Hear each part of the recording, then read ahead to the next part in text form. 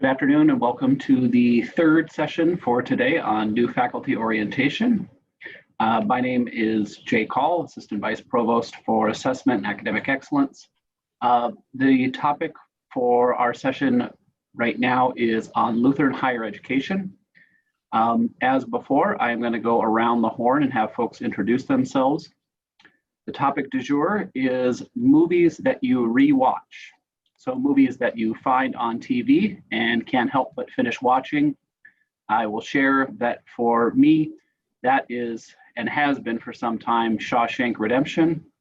I do not know what it is about that tale, but every time I turn on the TV and it is on, it immediately gets paused, and then I either rewind or I just watch it till the end. So I'm going to turn it over to Anne for her introduction as well.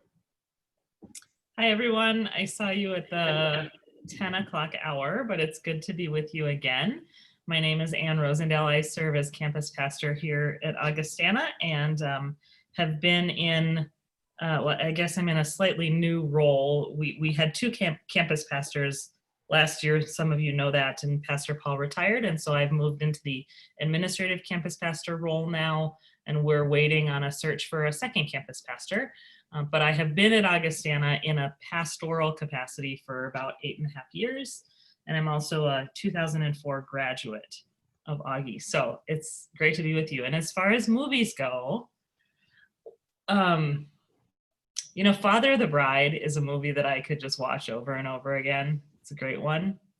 But I was just telling some people at lunch that I recently rewatched Pete's Dragon, the original, and was somewhat struck by how dated it was in terms of just some stuff in there that I was like, ooh, I don't know if I want my kids seeing this, but I remember the movie very fondly, so. Isn't it odd when you see some of those later on? We watched Robin Hood with my daughter, who was, I think, 5 at the time. And that was the old, animated where they're all animals. And Sheriff of Nottingham made her cry because he was so mean and rude. And I thought, oh boy, you're in for a tough go, little girl, if the Sheriff of Nottingham is giving you that reaction. So, Peg, you're up next. Hi, and again, we met this morning, and if I could change, I can't figure out how to change. I am Margaret Preston. I go by Peg, so just so that's who Colin kept referring to today. And I'll have to figure out how to change my name. I've been here, I think, as I said, over 20 years, or I'm in my 20th year, and Anne was here when, when I was here. And I grew up in New Orleans, so that's kind of a unique fact about me.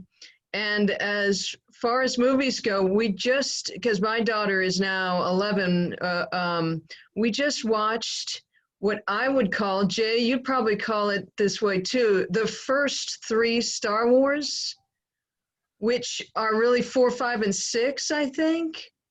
Yep. But when I was a little kid, it came out with, with Mark Hamill and Carrie Fisher.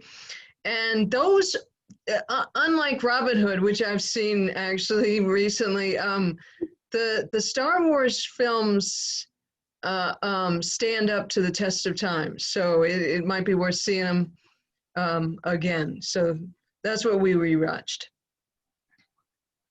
Thank you, Peg. Mitch, you're up. Hi, Mitch Kinsinger, Associate VP for Academic Affairs, heading into my 6th year. Just to fill in another duty as assigned, as Anne articulated, we're down a campus pastor, so I've picked up 6 to 8 hours a week helping Anne out over in campus ministry. I'm formerly a religion professor, ordained, so it's an easy and very delightful job to pick up. So that's another duty of mine, at least this semester, maybe this year. Movie to rewatch. I'm going to sound super one-dimensional here, but it's a the movie About a Boy, which was based on the book by my, favorite author, Nick Hornby. I used to show that in one of my religion classes, and no exaggeration, I probably, every time I showed it, I would watch it again with the class. I literally have watched that movie 25 or 30 times. And I would sit down and watch it right now. So love that movie. Excellent. Thank you, Mitch. Anissa, go ahead. Hi, this is Anissa Gehring in the business department. I know this is odd, but Miracle on 34th Street, the original black and white version. I have probably seen that about 40 times. I could watch it right now and it would still seem as new to me as it was the first time I saw it. That story is just magical. It always makes me hopeful and happy. Those holiday movies do that for me as well. Go ahead, Vicki.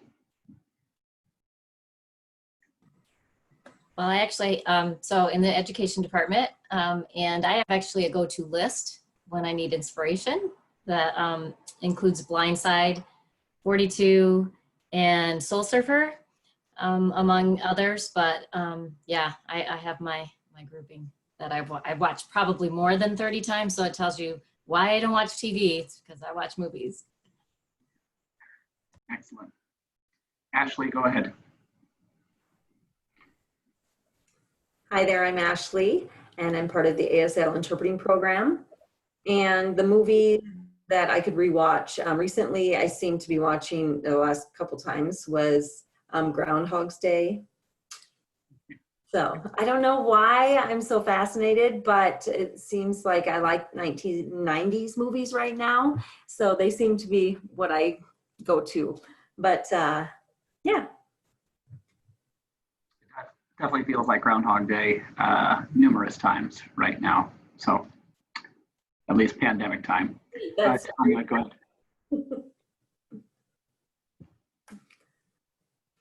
Hi there, I'm Tanya, same department as Ashley.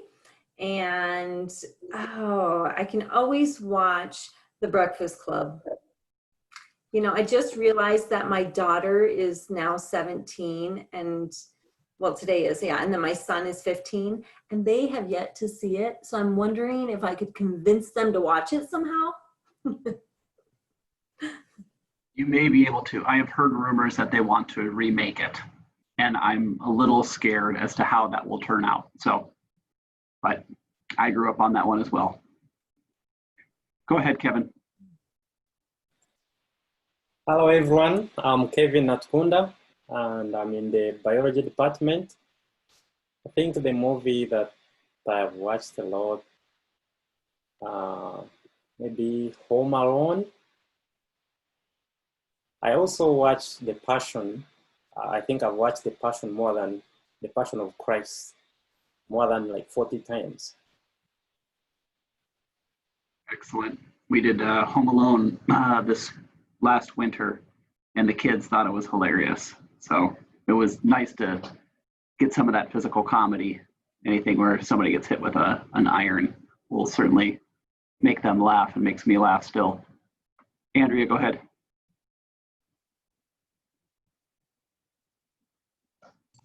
Hi, Andrea from Physical Therapy Department.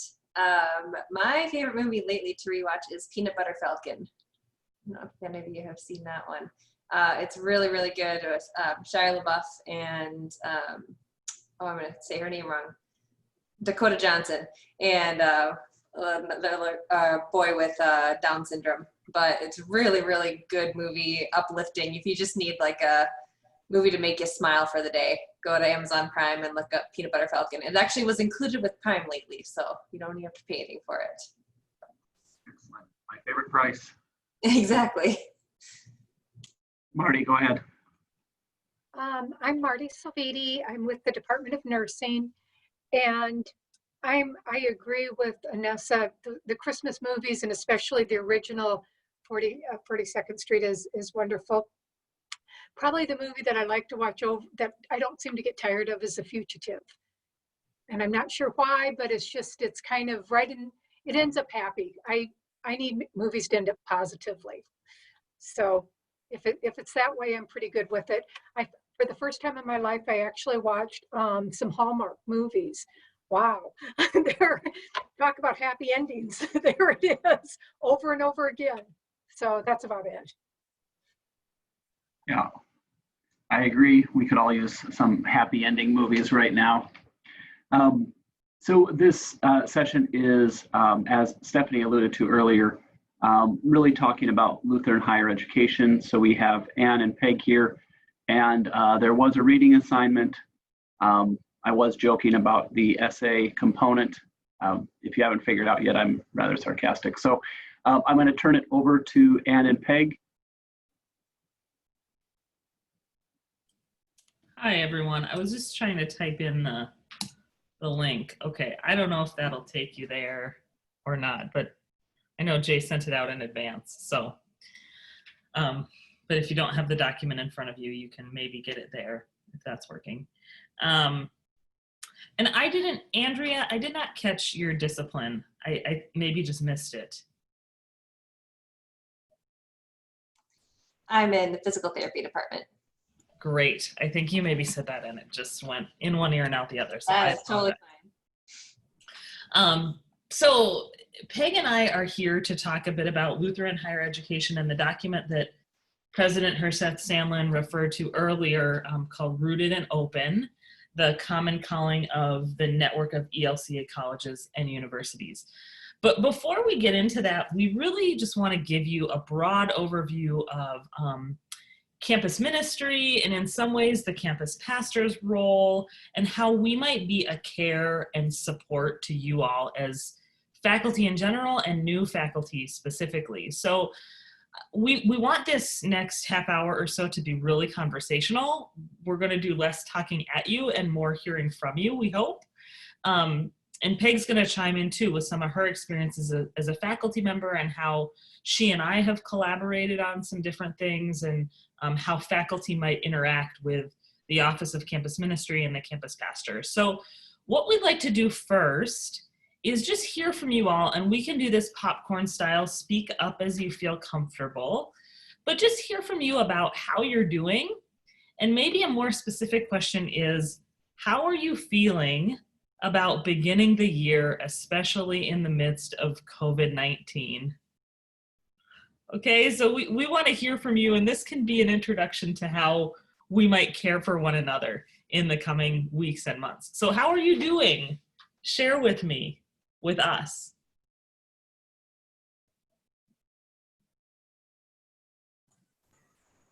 I don't mind sharing. Yeah, I guess I'm just excited to be here. I'm in my dream job. I have been working towards this for, I don't even know, 15, 20 years now. So I'm super excited. And I do not envy my, the high school teachers and what they are having to go through with the students. Oh my goodness. So I'm happy to be dealing with college students, to be honest. I am excited. I think this is a wonderful team. I'm very impressed with what I have experienced thus far. Great. Vicki, were you going to chime in? Yeah, I would echo the same. In fact, I feel like that we almost have an advantage because it's sort of like the world's in chaos and we're just throwing another ball into that chaos, and it's what everybody's dealing with. So there's not this newness or aloneness in this transition and change. And of course, Augustana's quite a, community-oriented, supportive staff. So, so it's been a great experience. My colleagues have reached out early on, even though I haven't been, at the university. And so I've already got regular meetings with some people that have been social. I mean, this whole community has been, quite wonderful. Lori was terrific from the onset. And of course, everyone was very forgiving in the interview, the Zoom lessons and such. So I think that's been nice too, to have, everyone respond. So with such compassion. I'm really very grateful. That's wonderful. I'm so glad to hear that. Others of you, how are you doing? I'm doing well. I think I've been lucky. The biology department has been so wonderful to me. Everyone for me to make a smooth transition. And I also personally had to experience taking classes online because I finished like half of my previous degree online. And so it has been quite a journey, but I'm getting there. Mm-hmm. Thanks, Kevin, for sharing. This is Anissa. I started remotely in the beginning of April, and I thought at first it might be challenging, but I actually found that working via Zoom was really fantastic because I got to meet a lot of people one-on-one instead of being on campus and in a room full of, say, 10 people and forgetting people's names or what they did. And so by meeting people one-on-one and then having multiple meetings that way, I've gotten to know a lot of people really well in terms of what they do. And that has been very reassuring. I'm slightly nervous about teaching with a mask or a shield, whichever, probably the mask. And so I'm a little nervous about that, and I'll test out the classrooms later this afternoon. I did a little bit already, but I do it again. But that's the only thing that I'm really nervous about is just me adapting for the students. Good. Thank you.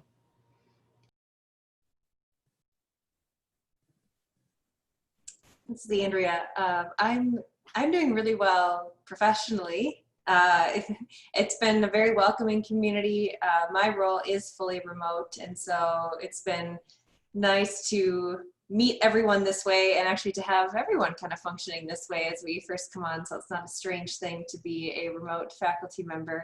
But I've experienced the same welcoming community that everyone else is talking about, especially as a new faculty member, and getting to know people well, even from a distance from campus. I am maybe lucky in that our program is still in development, so I don't have students coming onto campus this fall to worry about, but I do have my own young kids that are starting fall of the kindergartner this year. And so I guess personally, that's just a worry of mine is it's kindergarten. This is supposed to be a big experience, and I just don't know what it's going to look like this year. And so I think I have those things weighing on me personally right now as well. Andrea, this is Marty. Is he or she going remotely, or are they going in person?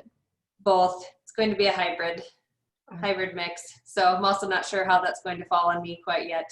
So we'll be new to the distance learning piece of this. We'll figure it out, but new variables being thrown into our mix. And things change quickly. Very. So, like Notre Dame closed down yesterday, just like that. So you just can't, I think that's part of right now you're never sure what's going to happen tomorrow.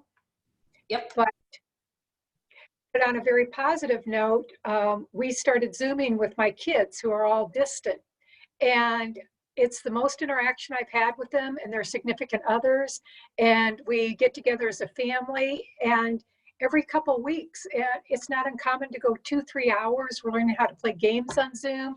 So even in things that aren't necessarily great, sometimes there's an incredible positive that comes out of it. And that's mine. That's really neat. Thanks, Marty. And this is Ashley. You know, I'm feeling good about everything. I have my master's degree, and so learning how to teach online as well. So now with all of this, I feel like I am set up for success, already having those skills. So also our team, the 4 of us, are ready for this. The interpreting program is going to be good. And I have experience from my prior position, and we used Canvas. And so, and Moodle, I've already experienced that. So I do feel good that I'm already contributing something to the program to help offer my support and to the students and those that are learning the new skills and gaining that confidence. Now, of course, you know, with the masks and all that, trying to use clear masks, etc. But I do feel prepared and ready to go and to support our team. Wonderful. Thanks, Ashley, for sharing. I heard some common threads in all of what you said. And one of the things that I'd just like to pull out is the way in which I have nearly every year experienced new faculty to be so open and flexible. Sometimes, Peg, don't take offense to this, but sometimes in ways even more so than some of the more established faculty members. You're curious, you're eager to learn, eager to try new things, and that is such a helpful thing for, well, for any year, but especially for this year. So I just want to affirm that. And the other thing that I hear is the, excuse me, the power of community that's already taking hold of you. And you're getting to know people across campus, even through Zoom. And you're finding this place to be warm and welcoming, which is delightful for me as someone who has been here for a few years to know that you're feeling like you're a part of things and like people want to know you, and you are finding people here that you want to get to know. So that's really great. It warms my heart. So I'm going to ask Peg to talk a little bit as one of these more established faculty members about her experience with campus ministry and working at a university of the church and what that looks like and how our roles intersect, that sort of thing, and how she's found care in some of the same ways that you're talking about. So go ahead, Peg. Thanks, Anne. You know, I just wanted to kind of introduce myself as I said earlier this morning that I was I am the Stanley L. Olson Chair of Moral Values, and that's a mouthful at best. And this is a role I'll have only for a set amount of time, and so in it, I am seeking to focus on the kind of health and welfare, in particular of faculty as they approach tenure. And so while I will talk about the fact that in my years, having been here for 20 years, I have had a very positive experience in the sense that this really is a community. Anne and I were reflecting on the fact that as I have talked about at a retreat that she hosts and in other places, I chose to come to a small Christian liberal arts college because it is the experience that I had already had. And I knew that these environments are much more welcoming in many ways. And so if you look at the Rooted and Open document, it actually says Lutheran higher education is vocational education. And one of the things that share moral values I have sought to focus on is the vocational aspect of your experience with Augustana.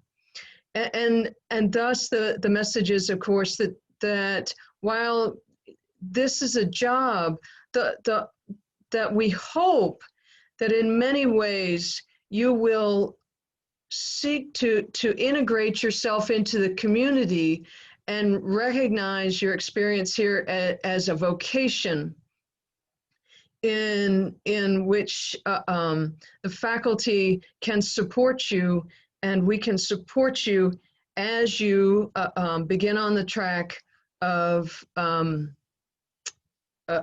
heading towards tenure.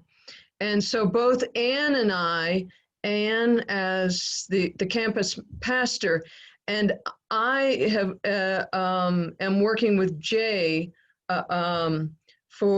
with the Center for Teaching and Scholarship, both seek to kind of be persons that you can seek out for just advice. You know, I have no dog in the hunt. I'm not in any of your departments. As a matter of fact, I don't think I told you I'm in the history department.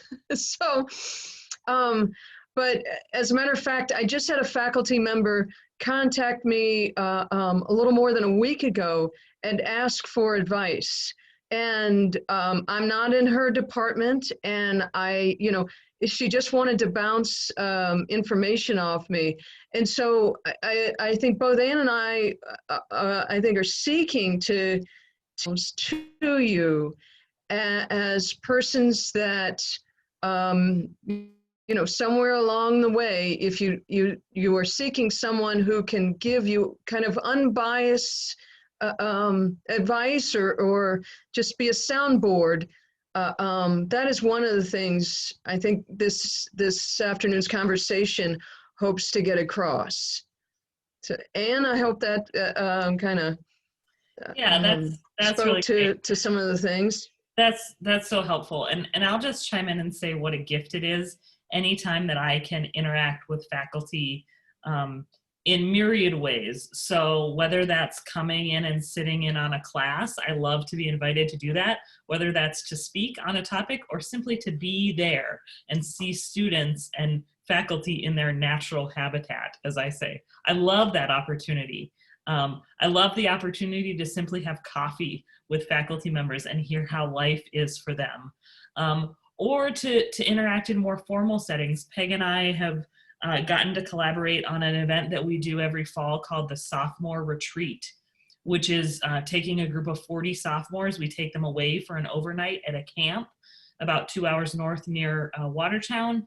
And we spend the weekend working through vocational questions, these big questions of who am I and what are the needs we see in the world and how am I called to use my gifts and passions to serve them. And we every year we have different faculty speakers, and Peg has been one of those speakers. And so I just want to avail myself to you as someone who can not only care for you and hold things in confidence, but also work with you on different projects or think with you about maybe different problems and serve you and your students in what I hope to be helpful ways. So yeah, how's that sound, Peg? Sounds good. I just want to add, and Jay can help me with this as well, that as new faculty, what we hope to develop is something deeper beyond just this kind of orientation. And I know you'll be going through orientation activities throughout the year, but Jay and I hope to put together a kind of multi-year and that, you know, not necessarily orientation, but just faculty development, which allows you to eventually approach tenure with much greater confidence than I think some faculty have in the past. So I don't know if Jay, you want to add anything to that, but. Yeah, we have, tomorrow we'll talk about the Center for Teaching and Scholarship. And really that was built on a foundation that Mitch and Colin had started prior to my arrival. And what I've tried to do in coming in and helping coordinate the new faculty orientation is to say, there's a vocational aspect, and then there's kind of the lifespan of a faculty member. And so what we don't want to do is we don't want to say, all right, well, you know where all the books are and all the classrooms are, so good luck, and we'll see you at tenure time. And so the program that Peg is talking about is to help bridge that gap in between. And then that way we know better, it's at least more clear, what has been covered as part of orientation, what's covered in, I'll call it the sophomore years, and then what it's like and what new technologies or new practices we need to help introduce through the CTS, whether it's, you know, the curriculum design fellowship, whether it is, you know, meetings or brown bag sessions about bias, all of those sorts of things. So the hope is that we have kind of a, I keep using the term invisible net, as far as how we can support faculty, just as we're supporting students. And I think this one just makes it a little bit more targeted to say, you know, each of you are going to have a slightly different experience, partially based on the discipline that you're teaching, partially based on your role. And what we want to make sure is that as you go through, you know that you have support, whether it's, you know, coming to administration, whether it's coming to a fellow colleague that's down the hall from you, those sorts of things. Because sometimes, you know, I'm not equipped to answer some of the questions that Ann can answer for you.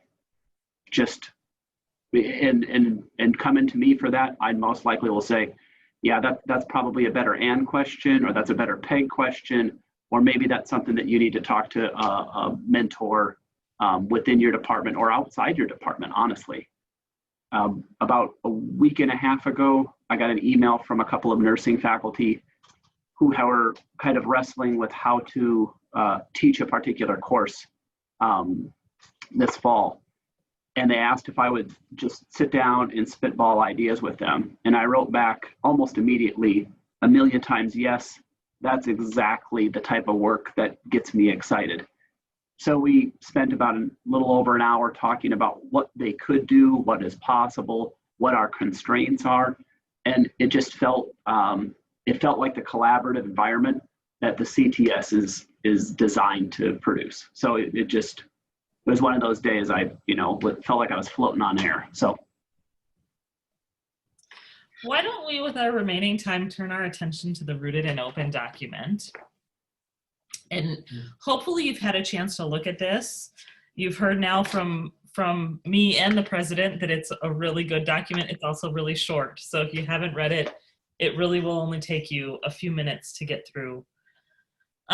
So this document was developed a couple of years ago through the network of ELCA colleges and universities. Even the network is new-ish. There has always been this larger network of Lutheran colleges and universities, some of which are ELCA, some of which are Missouri Synod. Those are two different flavors of Lutheran, and I can unpack that more for you in another conversation. But specifically the ELCA colleges and universities now have this official network, and this document has come out of this to give people language for what it is that is distinctive about learning at ELCA colleges and universities. And some of this came out of the work of a man named Daryl Jodock, who has long been sort of the expert on Lutheran higher ed, and thinks about Lutheran higher ed not as a secular college and university where faith, we don't really talk about faith, it's in the closet somewhere, nor is an ELCA school a sectarian college or university where, you know, chapel attendance is required and professors have to sign a statement of belief. So we have these two ends, right? Secular and sectarian. But Daryl Jodock would say the ELCA takes what's called a third path to higher ed, and it's rooted in these Lutheran values, theology, really, things like freedom and service and humility and diversity, and lots of other words that we could list. But I'm really curious for you all, what stood out to you in this document? What piqued your interest? What do you have a question about?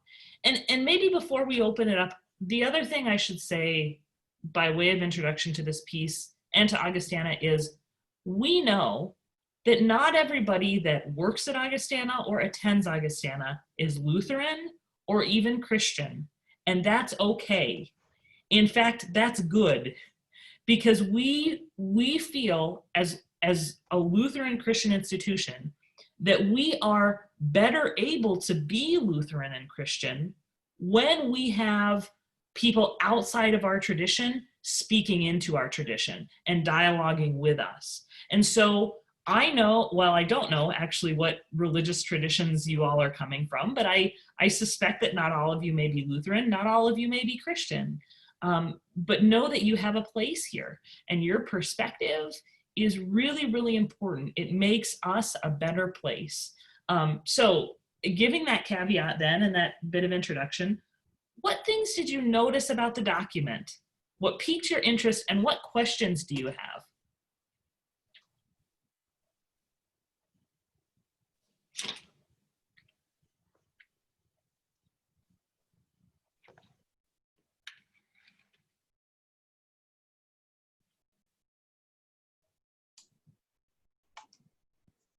I think the thing that stood out to me, I actually attended Luther College, so I do have experience in attending an ELCA college, and I remember in my required religion courses, you know, being kind of shocked about the intellectual nature that was taken for the religious courses. I appreciate that very much now and later on, but it was hard as being brought up in the Lutheran tradition to kind of hear more of a practical application of, you know, here's some of the realness of, you know, what's in the Bible and what's taught in the Bible and what might be propaganda in the Bible, you know, just some of the different things that you may be taught in Sunday school that you're looked at from a different perspective. And that's some of what stuck out to me in this document was it's neither sectarian nor secular. Take a third path of being rooted in the intellectual and educational traditions while being open to others. We're really looking at our own religion and Lutheran background like we would anything else and kind of pulling it apart and looking at the goods and the bads and the traditions and the history. And so just from my perspective, I could see that in my own education and that I really had to grapple with one of the things that I learned and the things that I thought I knew and the things that I thought I believed. And it was really valuable as a student and really challenging. But I can see how that's so worthwhile as a student, especially with having others with different perspectives. Absolutely. Yeah, so that it comes back to that freedom that we have to explore our faith, to ask even critical questions of our faith, while also being really rooted in a tradition and claiming a tradition even that we wrestle with or even that we're unsure about. So yeah, thank you for that, Andrea. Other thoughts or questions? Well, I could, this is Vicki, come in at it from one of those outside of the Lutheran background. I have a Catholic background. So when I read it, it was from that lens of curiosity, because I had my preconceived notions of what, you know, people who were Lutheran or of the other Protestant religions were about and what I was as a Catholic. And so I really, you know, the idea of service sort of spans across all the Christian faiths and is my grounding. But I was most taken with that holistic education idea of you know, and openness to understanding all that. And even Anne, as you were just saying, that it's even better to have, you know, diverse perspectives because we can kind of sit and reflect on that. Right. And that to me bridged this understanding of the people I knew at Augustana and the beliefs they hold, and this, you know, this faith for me, because I was really trying to understand, you know, was one espoused and one felt, and, you know, what was the difference? And I see it's all sort of all connected. And I think the document almost could have been an Augustana document in and of itself. So I was you know, really on a well read, well written. Yeah. Thank you for that, Vicki. And we actually have next to Lutheran there, I think it's somewhere around maybe, I haven't looked at the numbers lately, but it's maybe around 30% of Augustana students are Lutheran. And the next highest denomination that's represented, the next highest population is Catholic. So, and we have a robust Catholic campus ministry, and we actually just got a new priest, Father Tyler, who hosts Mass on campus once a month. So you can look for notes to come about that. But yeah, we really love dialoguing with our Catholic friends. Other thoughts? And can I, yeah. Oh, please. Can and I said this the last time, but, and I want to pick up on something Andrea stated, and I think Vicky was getting at as well, is my second day of class was 9/11. And at the time I was in class, it was the afternoon, and by that stage, both towers had fallen. And I'd gotten my PhD at Boston College, and so was familiar with a religious university. But when Andrea talked about the freedom, I actually, at the time in the afternoon, we're all in shock. The towers have fallen. You know, actually, I had faculty. I myself knew someone in one of the towers. He survived. We had faculty who knew people in the towers. I had a student who knew someone. So we were all kind of in shock. And at that, you know, as I started the class, I felt the freedom to actually say, I didn't ask them to pray, but I said, you know, we can take a moment of silence and we can think about this and then dialogue about it. I didn't feel inhibited as I might have at a state university or a university where doing something even called spiritual might make me feel awkward or so that freedom that Andrea just mentioned, I think is a freedom that is kind of very broad and allows you to dialogue with students in ways that I think are more restrictive, you know, at a state university. And so that's a point I just wanted to have you think about. Thanks, Peg. I know that we're getting close on our time and I want to honor that, but maybe we'll take one last question or comment, especially if there's something that you want to push back on in the document. I'd be eager to hear that too. This is Marty, and I'm not going to push back on anything, sorry. But as I'm reading this and they talk about mind, body, and spirit, and my daughter's going to a Jesuit school. And there are a lot of consistencies, you know, as I read through this with the Jesuit Foundation, Yes. kind of faith-based.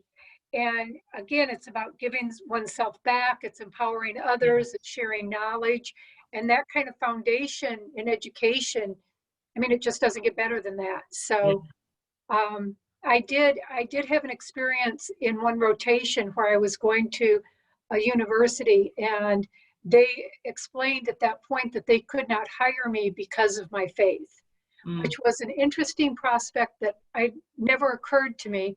So that was a while ago, but again, I think that the more open you are to different ideas and concepts and beliefs, the better able you are to share information, and just overall, it's just better. That's kind of a silly way to say it, but that's a good word, Marty. And I think the thing, again, that is distinctive about doing that from a Lutheran Christian standpoint is that we don't do it in spite of that openness to diversity is not in spite of our Lutheran beliefs or convictions. It's because of it. So because we are rooted, we can be open. We couldn't be so open if we weren't founded on, I guess, these Lutheran principles and notions of freedom, of humility and curiosity, that sort of thing. So yeah, I really appreciate you saying that, and also this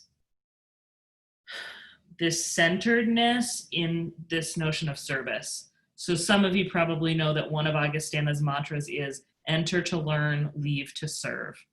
And so the whole purpose of this education is beyond getting a degree to get a job, though jobs are really important. We are propelling our students towards service in a world that needs their gifts and their intellect your provost would say to solve complex problems, something like that. It's all in service to God and the world. So I've been putting a bug in Jay's ear to let me come back with you for another 45 minutes or an hour, because I would love to unpack just this notion of vocation even more, and think with you about how you all as advisors to students and mentors to students can coach them in a vocation that is rooted in this sort of Christian service. But that's for another day. We'll talk more later. We could spend another half hour on this or more. But let me put in one last plug. I always have to put this in. You know, we worship regularly around here. And usually, if this were a typical year, we would worship Monday, Wednesday, Friday at 10 a.m. But this isn't a typical year, so we're shifting some things, and we're worshiping Tuesdays and Thursdays at 10 a.m. And I invite you all to please come. We get to hear such a wonderful breadth of preachers, and every Tuesday we will share communion together. And if you're Catholic or another tradition and not comfortable taking communion, there's a blessing always offered too. And on Thursdays, we have senior students preach, which is a really neat thing to hear the way that they are integrating their faith into their learning and their life. And so every Thursday we will have senior preachers, senior speakers. So I invite you to come, hit me up for coffee or whatever. I'll buy. How's that sound? And we can get to know each other even more. I really appreciate this time with you. So Peg, anything you want to say by way of concluding here? I just want to say ditto on the coffee. Happy, and I'll make Jay buy. Good call on that. Thank you both for your time today. Thank you for your insight. I will say and claim to you all, I do identify as a Buddhist or Taoist. So it is a very inclusive environment around here. And Anne has asked me, and the students have asked me to talk about my beliefs and my meditation practices, etc. And so as you were all talking about it, yes, very inclusive, and I've just felt welcome even when I didn't know what psalm or what hymn, I can figure it out. So thank you for the grace, and thank you for your time. I'm going to hop off video and stop recording, and we will start up again at 2 o'clock. And Anne, for the next session, I am easily bribed with licorice red vines. So if you're looking for a way to get in, you know how. So thanks, everybody. Good afternoon, and welcome to our final session for new faculty orientation for the day. You have all received 500 experience points for your use of Zoom. I appreciate that very much. You've been very patient as we work through each of the technical issues as we faced. You know me, I am your host and moderator, MC, for new faculty orientation. As we do our introductions for this session, I would like us to share name, department, and then the way that you decompress. So I'll share two for myself. So Jay, Provost Office. The way I decompress is that I meditate each evening, and each week I also play hockey. So two very different forms of decompression on two very different ends of that spectrum. I'm going to go around the horn, and Susan, you're going to be our first one because you're in my upper left corner. Okay, well, I'm Susan Keys from the Student Success Center, Director of Accessibility and Academic Support. I decompress by, you're going to love this, I ride horses extensively. So I'm over brushing my horses, and they make me feel a ton better. And I also walk with our puppy Pyrenees, Lucy. So I'm a very, I love the picture of your puppy, and I'm thinking, oh, I could have Lucy up. And so you could see her as well. So that's how I decompress and who I am and where I work. Thank you. Go ahead, Tanya. Hi there, I'm Tanya, and with the ASL interpreting department. How do I decompress? It's really awful. I actually look at on Facebook and kind of scroll through, which seems a little ridiculous, but I look at animal videos, or I typically just cuddle with my dog and cat. So yeah. I find the opposite reaction when I go onto Facebook, but I think that's partially because of so many political posts, but that's okay. I need to find better friends like you have. Marty, go ahead. My name's Marty. I'm with the Department of Nursing, and I have to say I have a little bit of envy about the horse. That I remember that it's very calming. Let's just put it that way. I like to go for a walk every evening. I try to walk, and it just seems like that's kind of my calm down time. And I love it that it's late, and about 8 o'clock I can just go wandering around, and that really seems to kind of refresh me for the day and kind of reinvigorate me. Kevin, go ahead. Hello everyone, I'm Kevin Natkunda and I'm in the biology department. I decompress by taking long distance runs. We'll be running for like 10, 15 miles. That is impressive. I could do it on skates, but I certainly can't do it on shoes. Go ahead, Anissa.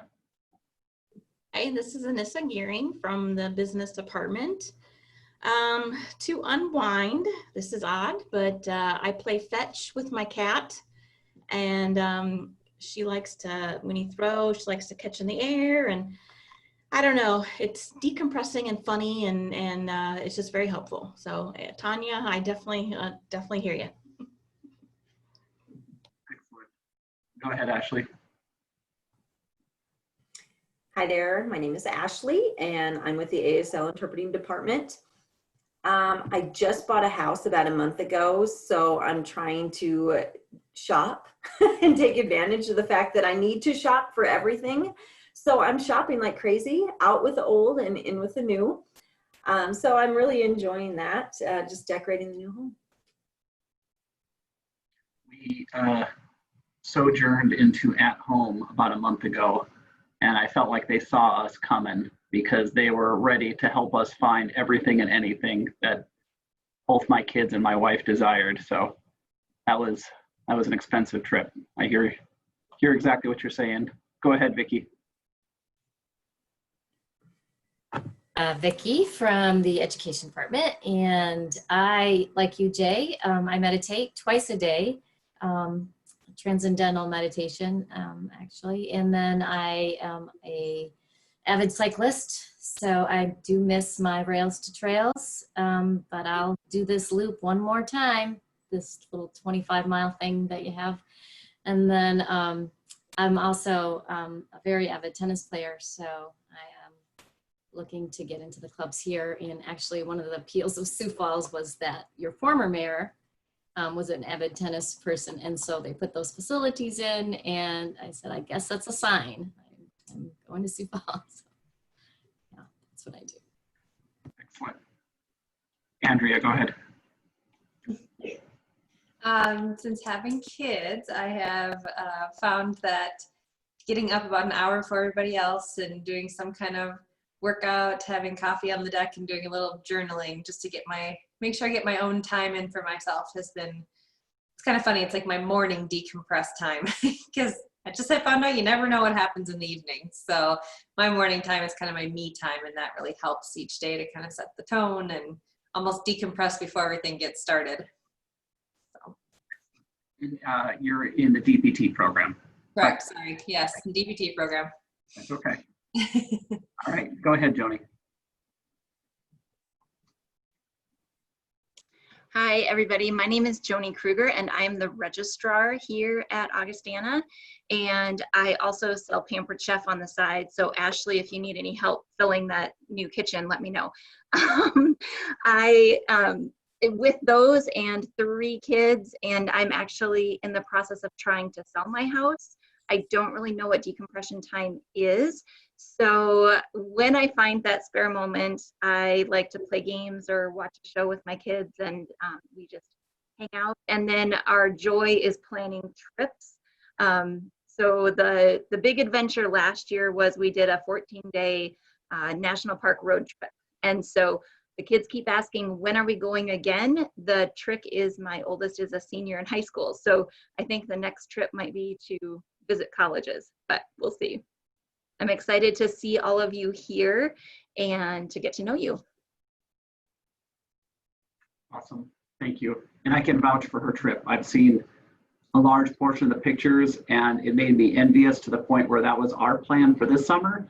And we got as far as Custer and Spearfish. So a good 4.5, 5 hours away, and that's as far as we got. So, okay. So Terry will not be able to meet with us today, but they did a good introduction of her material earlier regarding the bookstore. I did share those resources with you earlier, so if there's anything that you need bookstore related, just send it my way or send it directly to Terry as well. With that, we are going to turn to Susan, who is in the Student Success Center. She is retired, and I'm going to do air quotes real quick. But we have not seen any evidence of her slowing down or working less. So with that, I'll hand it to you, Susan, to talk about accessibility. You betcha. Yeah, I did retire, I guess. So I'm staying around for a little bit longer and going to enjoy my time being with all of you for a few more months as we welcome all new faculty and the new students and returning students to our campus. It's giving me such a great feeling today because I'm actually in the office for a little bit, because normally I'll be working remotely, and which should work just fine. You just call or send me an email message, whatever, so I can connect with you if you have any questions. But as I'm sitting here in the office today, I can hear student voices, and I can't tell you how that makes me feel to know that they're back on campus, or the majority of them, and it's wonderful to have them here again, hear their voices, see their cute masks, and just start the year off with the best start that we want to have. So as far as accessibility services at Augie, I've done that for a long time and enjoy the process, meeting new students who need access. We focus on, they'll have to, of course, come forward and self-identify, a little bit different than in the K through 12 setting where that's found out by a school district. At this level, they need to self-disclose or self-identify. And frankly, that seems to happen all over the place with professors. They'll come up and tell you before they'll come to the office because maybe they feel comfortable with you. So all I am telling you is, and encouraging you, is to say that's wonderful that you would like to disclose the information. Let me direct you to the person who can assist you. And that way we give them the confidence. They got up enough nerve to say something to you. And so you're just helping them redirect their information over to the Student Success Center or to give me a call or however we'll connect up. So, but they will tell you sometimes before they arrive here. In each one of your syllabi, I'm sure that you have the prepared statements that Mitch has prepared for everyone. So you could drop those in and make sure it just would be there so that they could read that and know where they're supposed to go when they do have questions about accessibility and what that looks like. I should probably define a little bit more broadly. Accessibility is really everything on this campus. So I will help students who have nutritional needs. We have to talk about something, dietary. For other students, it has to do with their housing accommodation. That actually comes through me. And of course, classroom accommodations and so forth. As you might guess, at this time, there could be considered a rise in the number of students with more anxiety and some of the things that have been caused through our COVID environment. So we try to help them and quell some of those fears that they have. And of course, you're going to learn from Beth Elam out of the Dean of Students office, some of the resources that we have available right close to campus, right across the street from the administration building. But you know, we do have tools and resources available that I will discuss with a student and direct them to the right location. And then there's also the powerful resource of the Dean of Students office when we have students who have a diagnosis of mental health issues. And we kind of team up and work side by side on those. Our process, once a student has contacted this office, I've visited with them, we find out that they do have a qualified need for some sort of accessibility and accommodation in the classroom. The students are going to transport those letters to you. Kind of old school, but at the same time, I think it's still important that they connect up with you and have a few minutes of your time. So be prepared. Usually during the first week of the semester, the students hand carry those documents. That would be for all in-person classes. We might work that a little bit differently when it comes to an online course. That way the student can send it. And normally what they do is say they have a disability that's been recognized by this office and that here are their accommodations, they're listed. They copy me on it so that you know that this is a bona fide request. Typically, this just isn't something students would ever choose to do unless it is truly something that they need assistance with. Most of the accommodations tend to look like need for extra time. Usually that's time and 1/2 on any given test, and in a less distracted location for the test to occur. We appreciate that this puts an added process for you as the instructor when a student does bring a letter of this sort, and that's the accommodation. We do have a spot in the Madsen Center, and also for some of the science students, we have a location over in the biology department. We have small areas here in the Success Center where we can help with that. And we try to look ahead and have the student tell us when their tests are. Faculty will send the test to us if we're going to be administering the test. And so therefore, you send it the best way you want to send it. Sometimes that's hand carrying it and walking it over with your mask on, or it could be that you've sent a PDF of the test. So just a couple of things for you. Another common process for accommodation is the note-taking process. There could be less of that this year, and I guess I'm going to wait and see what occurs as the semester unfolds. All of the classrooms that are going to have technology for recording, and so students could actually play over and part of the recording should they have questions about a particular comment that the professor has made. But we may still need a few note takers. I certainly appreciate if you can help identify someone you feel is taking good notes, and that way I either connect them directly to the student if the student with the accommodation is okay with that. Otherwise, if they want to be anonymous, then we have another process, and we make sure that they come directly over to either me or Jody Nitz in our office, so that, and then we'll pass on the notes so that the person can remain anonymous. I guess one of the one of the common things that can occur for our students with anxiety, depression, is that they have attendance struggles at times. And again, maybe we have a little different way of dealing with that this year, particularly with the fact that if they, you know, as we've told them, if you're not feeling well, we don't want them to come to the classroom.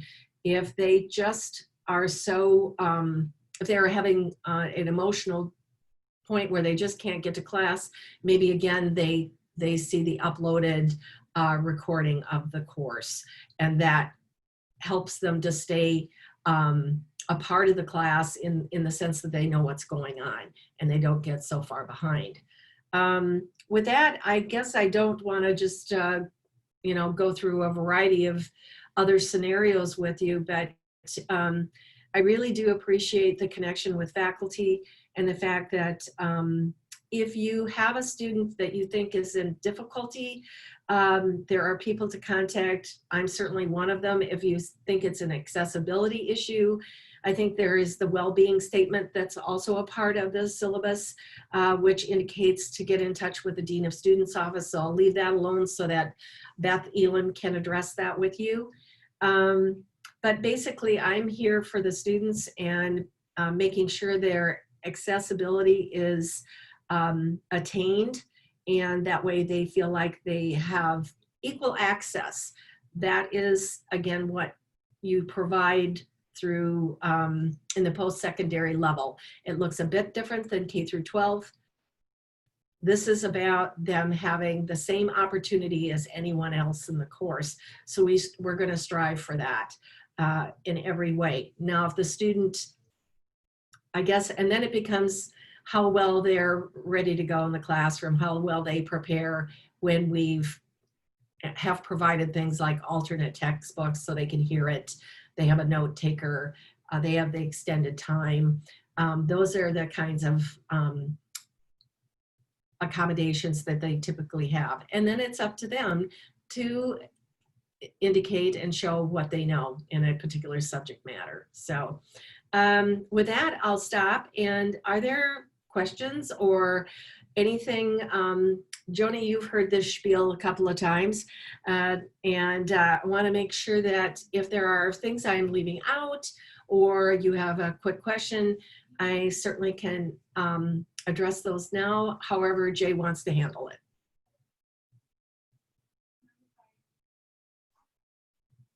Are there any questions for Susan about accessibility of our students and I would say even broadly employees of the institution as well?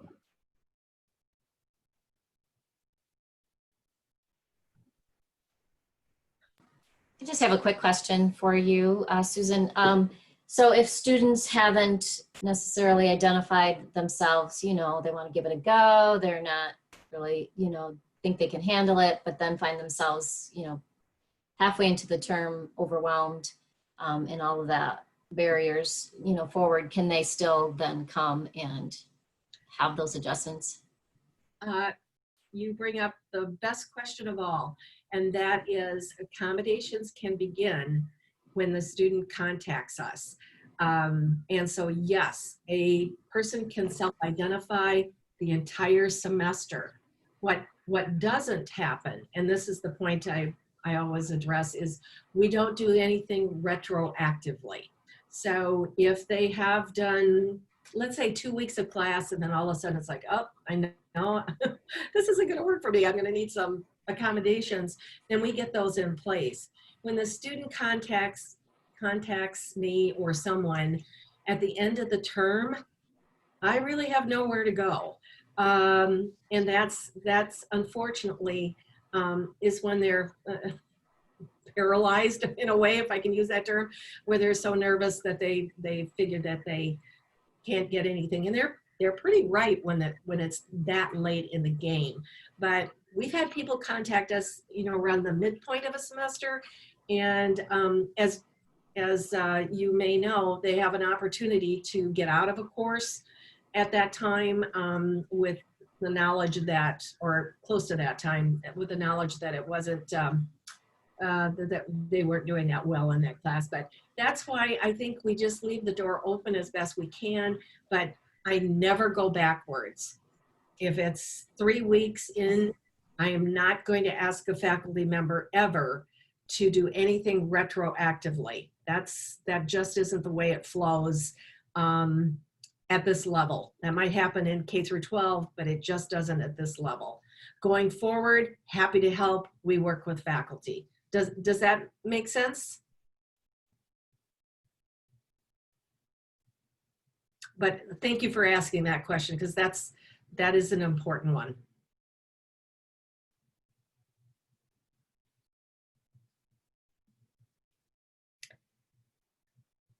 If there's nothing else at this time, just know that my phone, office phone, is forwarded to my cell phone. So I try to answer it as quickly as I can. Happy to answer other questions as they come along. You might have more questions as we actually next week when things get a little bit more interesting and the students are actually either sitting in person or online with you in your course. And appreciate all of you so much as you start this journey at Augustana. It's really a dynamic place to be a part of. And so maybe that's why I never leave. I don't know. It truly is a wonderful place with great personnel here to help everything go forward for our students. So thank you for your time, and hope to see you somewhere in the hallway. Thank you, Susan. Appreciate it very much. You're welcome. So, up next, we have Joni, who is both registrar and assistant dean of interdisciplinary programs, but we're just talking registrar today, right? Yeah. Yep. One thing that I will mention before she goes is she is similar to Karen in that if you need to know something or you need some sort of context, she's a great person for that. I know I have used her as that kind of help shepherding me through. But the other portion is when her emails come in, those are the first emails that I respond to as well. So typically she has a time crunch and she needs information quickly, and you as faculty members will fall under that umbrella as well. So with that, Joni, tell us what we need to know about the academic calendar, registering students, and all that fun stuff.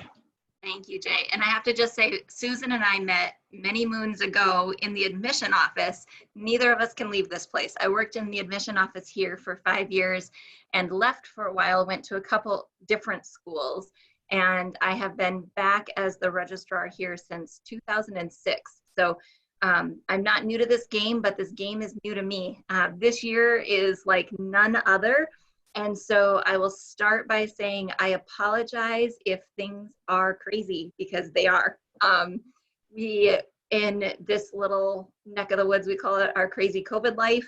And so if your class has been moved, for example, I think since Thursday, I have now moved 75 classes from where they were to a different space. And so hopefully we're close to the end of the room shuffle. But do let me know if you haven't had a chance yet to pop into the classroom where we have you assigned. If there is something, I do my best. Some requests I can't accommodate, but we really do try as much as possible to accommodate. So for example, I know we have 2 ASL instructors. We always try to make sure it's a tiered room so that the students can spread out so you can actually see them and see their hands. If it's an anatomy class, we try to make sure that it's a large room because, Kevin, you have a large class. And so there's just a lot of different nuances that go into things, and we do our best. So make sure to speak up with regard to those room assignments. Again, this year's a little bit different. And make sure too that you get a chance to check out the technology in the rooms. Our IT folks have done a phenomenal job over the last few months of equipping each room, and hopefully everything will work really, really well.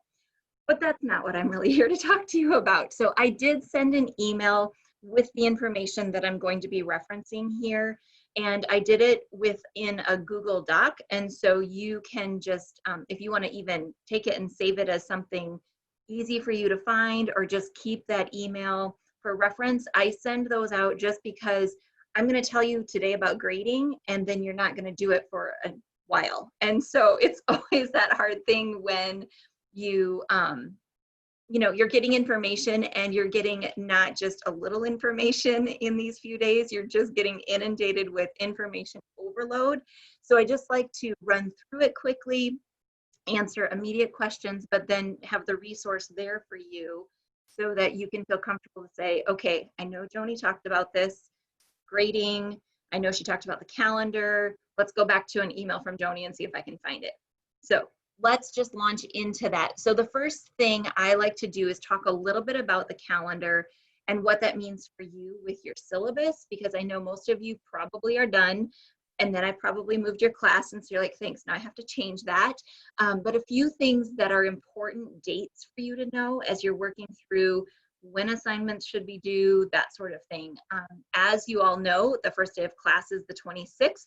I hope you got the memo. We changed that a little bit ago. So I had a student call that just was surprised that classes started on the 26th. And I said, what rock have you been living under? So once classes start, the first 10 days is kind of our drop add period.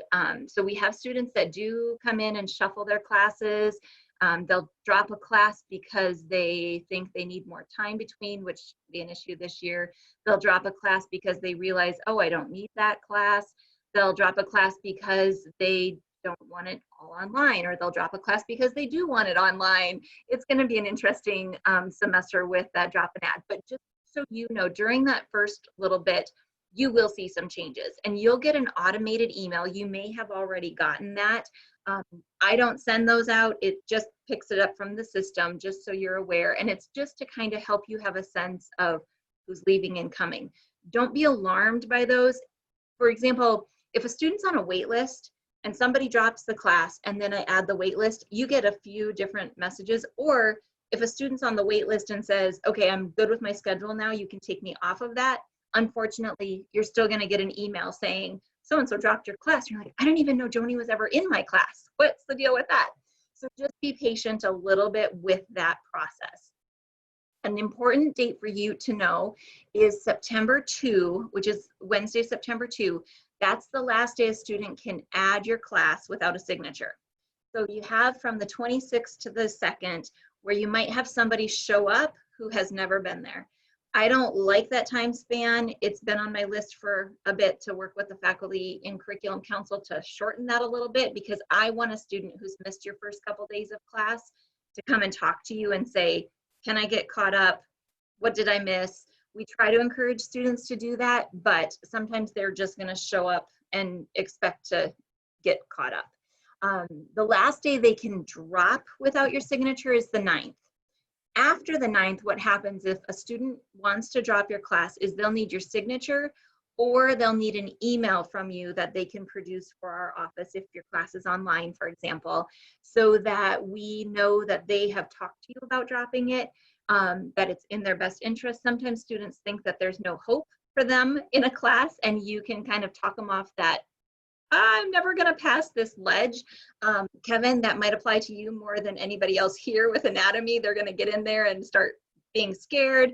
What did I get myself into? This looks hard.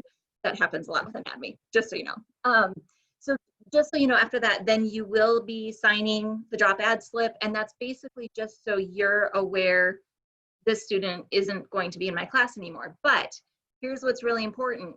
If they keep showing up on your roster, they didn't take that last step and bring that signed piece of paper to our office. They have to turn that in to get dropped from the class. So if you sign somebody's drop slip, just remind them to get that turned into the registrar's office right away.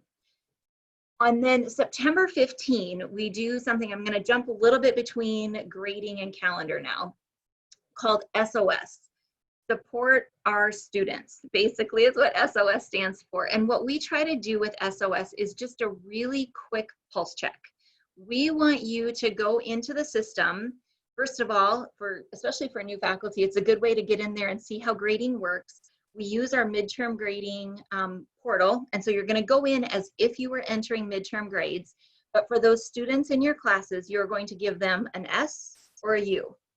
The only students who get a U at that point are ones that you want to flag, that you want someone from the Success Center to follow up with, because they're either not coming to class at all, they're not participating when they do come to class, or based on their participation to date, you don't think they're going to pass your class.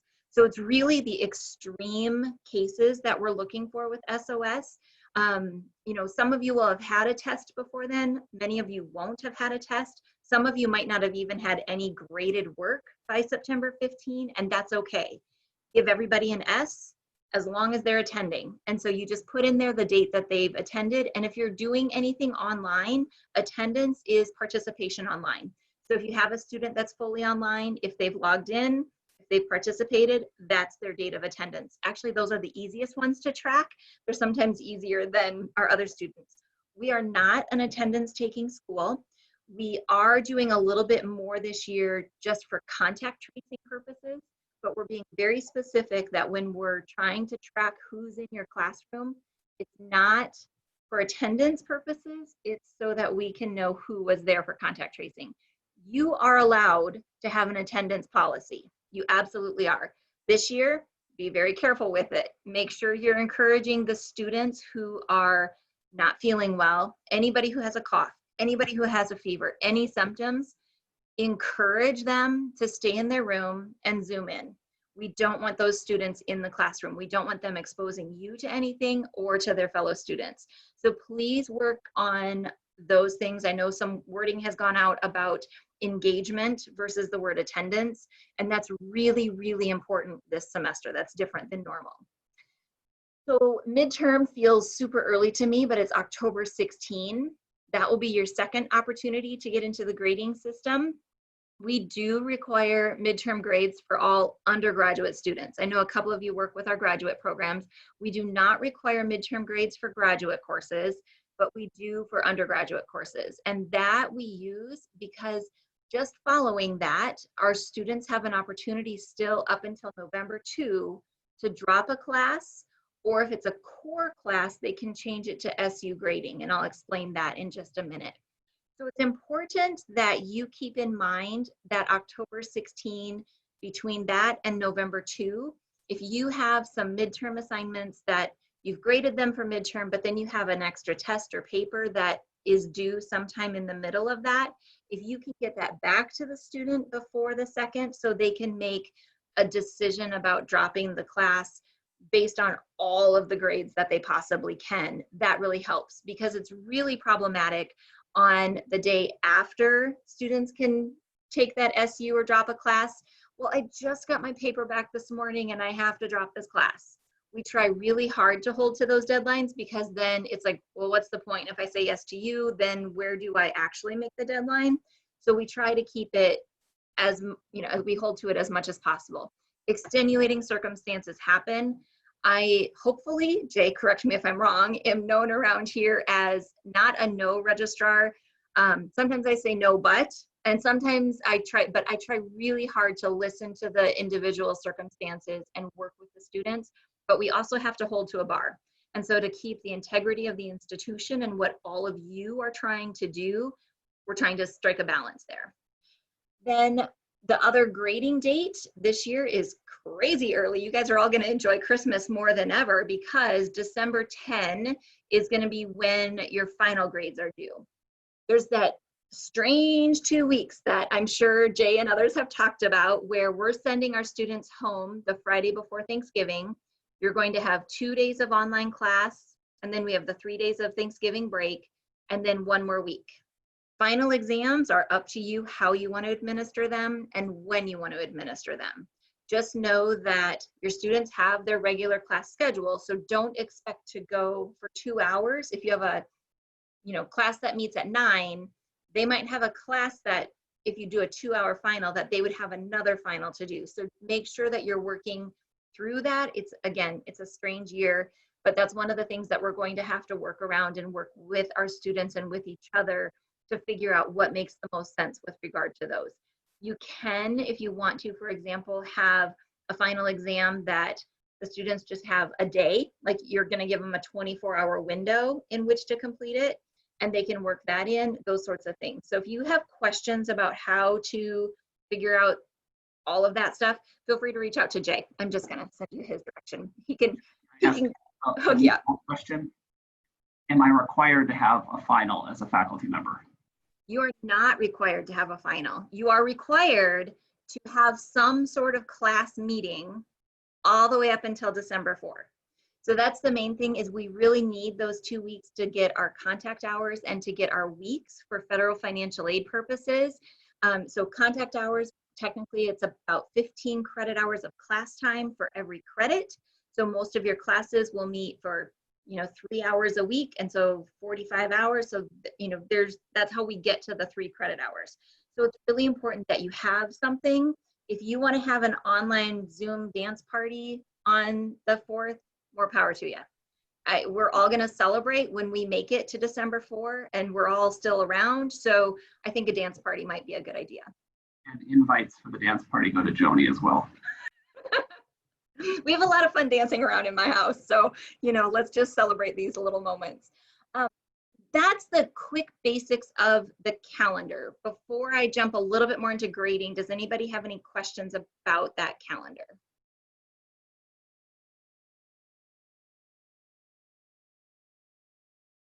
Yay. All right. Well, everybody, if you use Google Calendar or if you use a paper calendar, December 10 at noon is the final of when I need all my grades. Please, it's really important that we keep those deadlines. It's not as bad as most years, because most years, if somebody's late, it means I'm doing grading stuff on Christmas, and that really stinks. So this year, because we're getting done earlier, it helps me, but keep that in mind. And the other quick calendar thing I did want to point out that's different this year is we took away fall break. We took away fall break because we don't want our students traveling home here, like too much coronavirus being spread around that way. We want them here, but that also means pedal to the metal, here we go. Like there is no break from when our students start class until Thanksgiving. There are no built-in days off. So feel free to figure out in your schedule of your class, if there's a day that makes sense to kind of give a break, that's allowed. So nobody's going to be watching and checking, did you meet every single day of the semester? And if it works, this is the registrar telling you, for your sanity as an instructor and for our students' sanity, like maybe because you have to turn in midterm grades on the 16th, maybe the 14th or 15th, you want to build in a day off. I don't know, just a thought, because the other thing with fall break is those were the days just prior to when midterm grades were due. So you had built-in grading time. And I do worry as we jump into this semester about your sanity and your mental health and your ability to just keep going and going and going in this little hamster wheel called life. So Jay, did you have a comment to my crazy? Yes, so the anxiety is real, and Labor Day is also a day that students typically have off from instruction, not as a day off, but more as a service day as well. So that will be new to all of our returning students, not so much for our freshmen. Yeah, in the past, our freshmen have gone to first-year seminar classes on Labor Day. So like our sophomores, it's not that big a deal because they went to class last year. But our juniors and seniors did not go to class on Labor Day. And so keep that in mind too. And, it's a good way to keep everybody from those Labor Day parties and picnics, which is sort of intentional. And so the main goal is to just try to keep us as healthy and as many people moving around on campus as we possibly can. Other things when it comes to grading that I quick want to point out, I talked a little bit about SU. But Augustana, we have an option. I'll talk a little bit about spring 20 because that was different for everybody with everything. But we have an option for students to choose to take 2 courses, SU grading, and typically it's a course that's either an elective or a gen ed.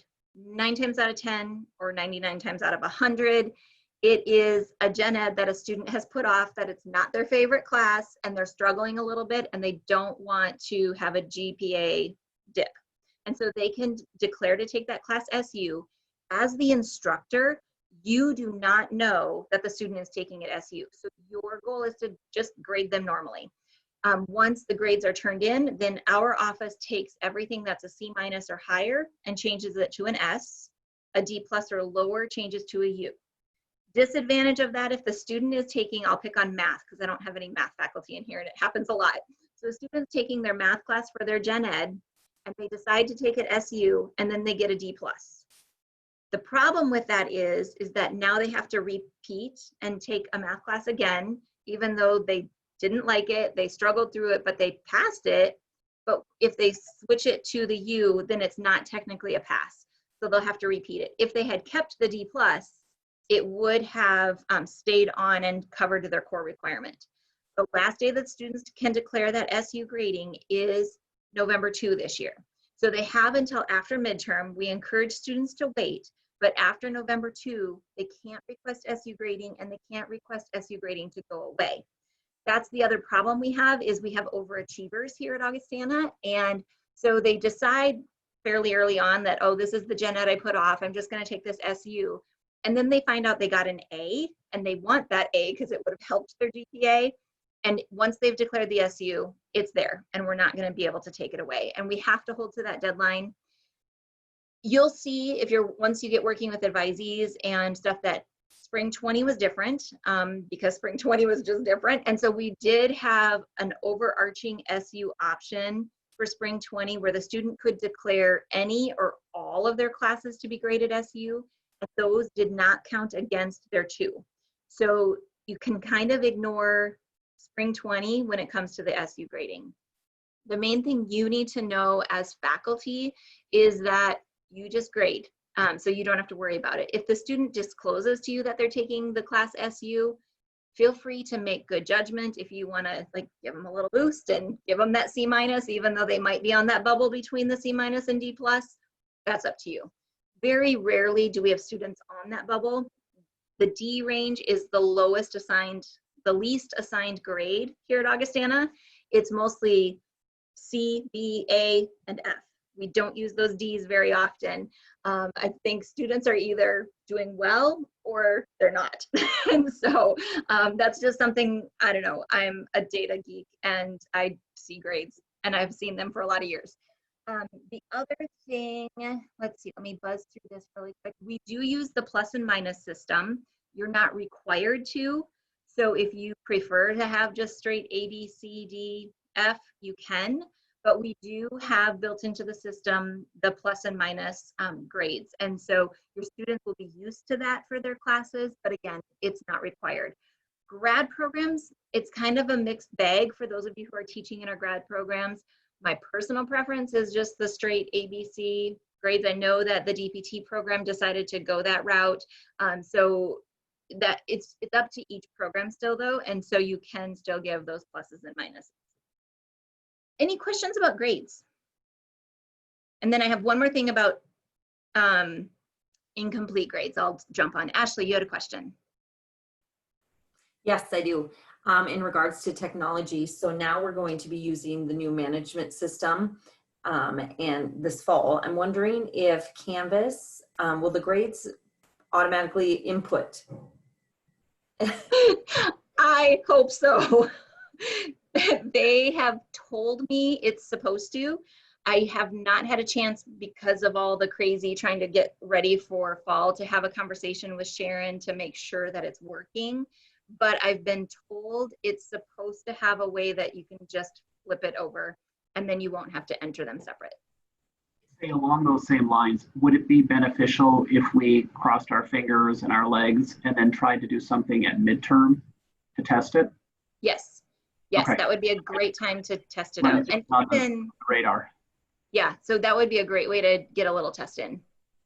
Thanks, Jay.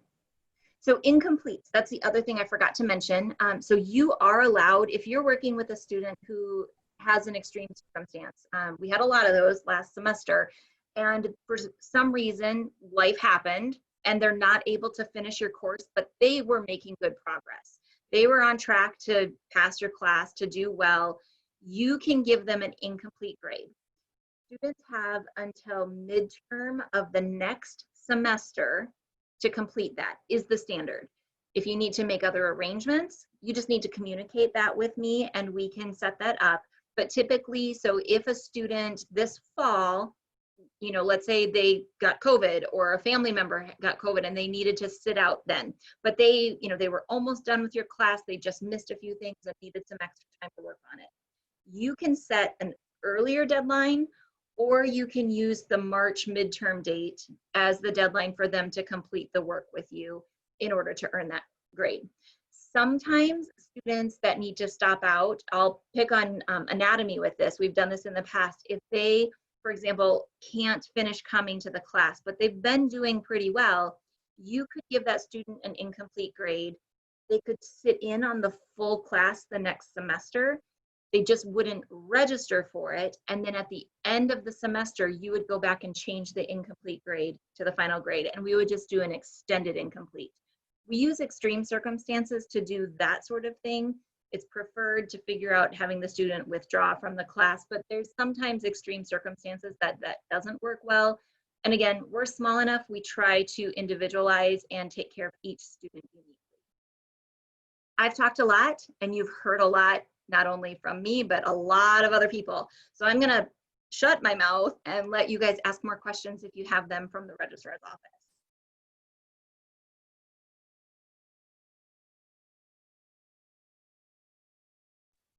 Aha, it's a win. Jay, what did I miss? Let's see. What day do we serve tacos?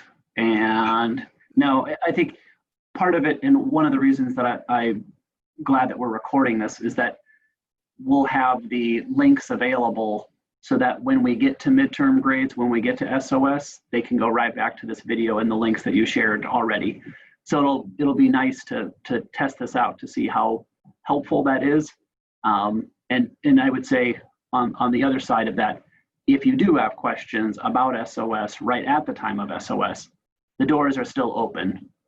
This is just one of those things where I know I don't delete emails, which is probably a fault of my own, but then I know to go back and look at all of Jonia's important emails for the last term, or we'll say Jay's semi-important emails with links so that you can refer back to those as well.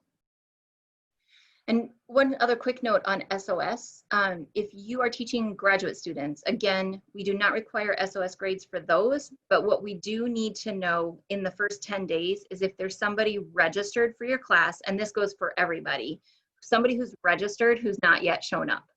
You're our first line of defense as instructors to know who registered but kind of forgot that they registered for classes. They forgot that they registered for classes and forgot to withdraw. And so unless we have you checking in and making sure that all of the students on your roster are attending, I have no other way of knowing that. And so we do reach out if you have a student who's registered and not attending.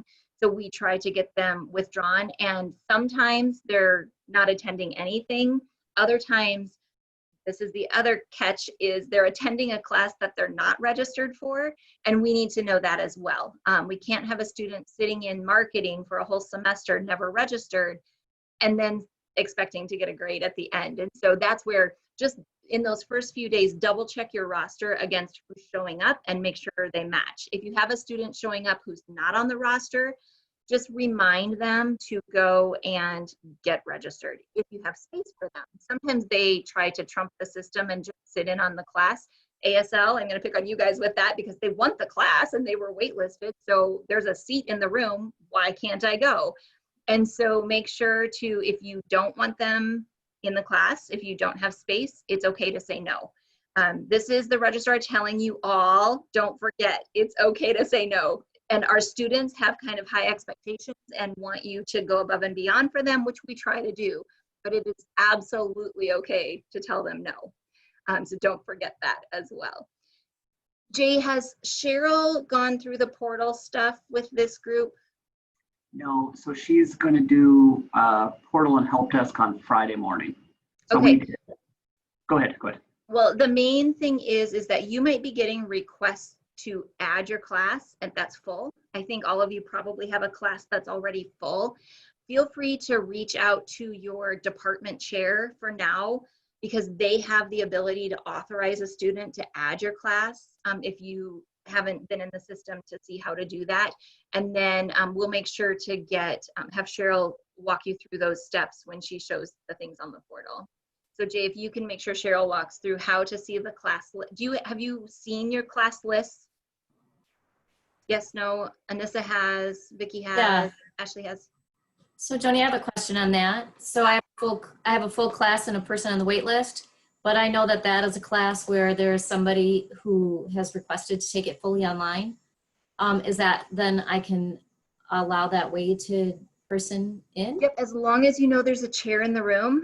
So as long as it's not already, like if it's over by one and you know that's the one that's going to be online only, then yes, you can allow, or if it's at capacity and you know that one of those people is online only, then yes, you can allow one more in. Okay, great. Thanks.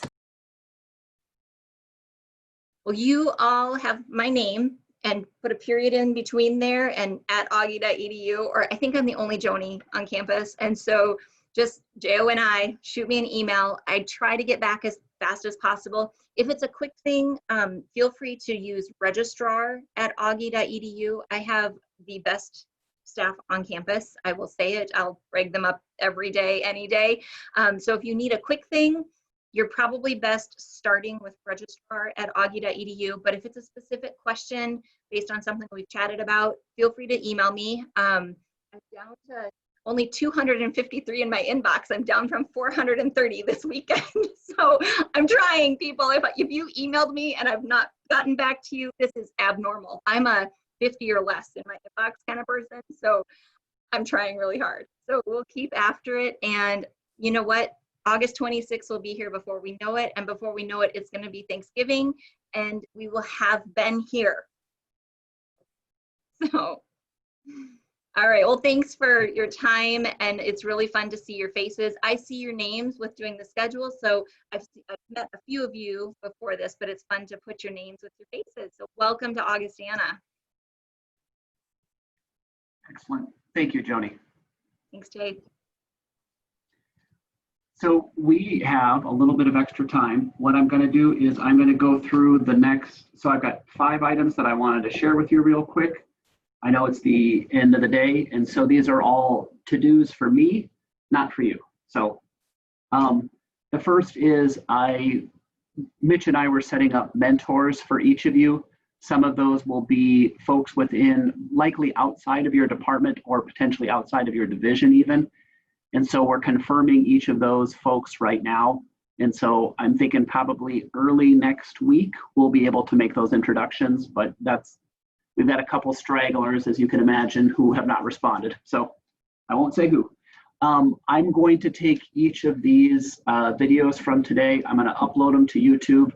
The captioning, as Ashley and Tanya know, comes a little bit later. I set it to include the captioning, but that's usually about an hour-ish after it's actually available. So I'm going to send those out to you so that you have the ability to go to them whenever you'd like to. I'm going to add Beth Elam. She is our, let's see, I might get her title wrong, Assistant Dean for Students. And she does, as Susan was saying, a lot of the work on the mental health side for our students. And she also does coordinate a large majority of the Title IX issues as well. I will alert Cheryl that we want to see the add student piece on Friday. I know there's quite a bit in the portal. It's easy to get lost there, but it would be good for you to be able to see that on Friday.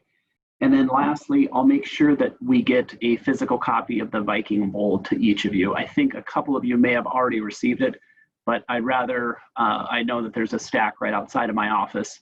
So I'm sure, there it is. Yep, exactly. And so I'd like to make sure that everybody has that. It's something that's referenced pretty routinely by executive leadership, especially when it comes to excellence and the programs that we're offering. So it's always good to have nearby. With that, are there any questions that I can assist with or anything that next week I'm going to sit down with Mitch and kind of chart out what the rest of the academic term, well, probably the rest of the calendar year looks like as far as our monthly meetings, who I might bring forward to talk to you.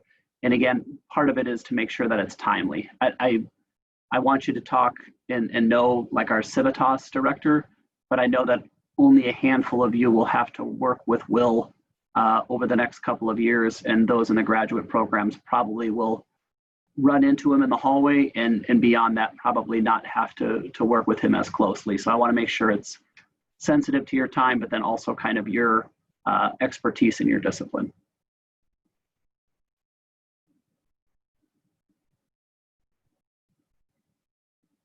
Okay.